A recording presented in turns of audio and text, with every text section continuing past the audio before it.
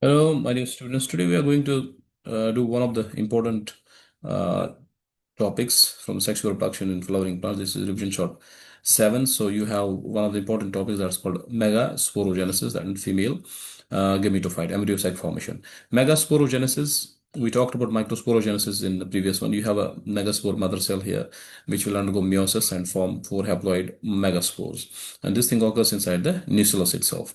Then you have one functional megaspore that will be remaining, other three will degenerate. And this is called a monosporic development. And when we talk about ploidy, how many sets of chromosomes are there in these cells? This is very important. So nucleus 2N, that it's diploid. MMC, that is megaspore mother cell, it's diploid. Megaspore is haploid, and embryo sac is haploid. How is embryo sac formation happening? You have two nucleate condition, then four nucleate condition, then eight nucleate condition, and this is called a free nuclear division. Here, this cell wall formation happens. Now, mature embryo sac. In the mature embryo sac, you have cell wall formation where you have egg apparatus. In egg apparatus, you have one egg and two antipodals. Two synergids, and then on the other side, that is classal side, you have three antipodals. There is a central cell where you have two polar nuclei, and this condition is called eight nucleate and seven celled conditions. That means in the embryo sac you have seven cells and eight nuclei. So this is very important point over here. Let us go to the diagram from the textbook. This one, remember, this is micropylar end and this is classal end. This is micropylar end, this is classal end. And these are the nuclear cells over here. From these nuclear cells, one of the cell goes inside and that forms the megaspore mother cell, MMC. This megaspore mother cell undergoes meiotic division 1 and then forms these two cells, 1 and 2. This is called a megaspore dyad.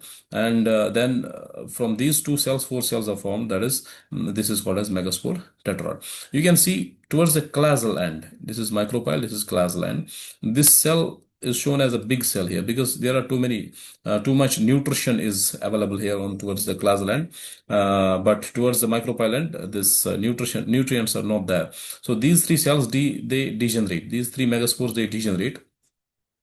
And this classal cell, it actually flourishes, it develops further. So let us take this one cell. In this one cell, the three nuclear division will happen. First, from one nucleus, two nuclei will be formed. Then from two nuclei, four will be formed. From then, four nuclei, eight nuclei will be formed. You can see in this cell, there are eight nuclei now.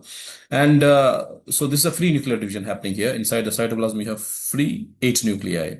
Now, what will happen after this? This cell wall formation will happen. So these antipodal cells, which are towards the classal end, and these cells which are called as synergids, and one egg is there. This is called egg apparatus. It is towards the micropyle.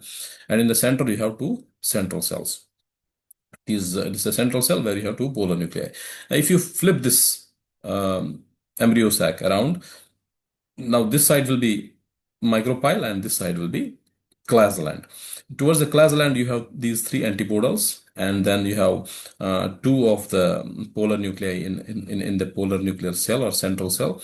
And then towards the micropyle end, you have these two synergids and one egg cell over here.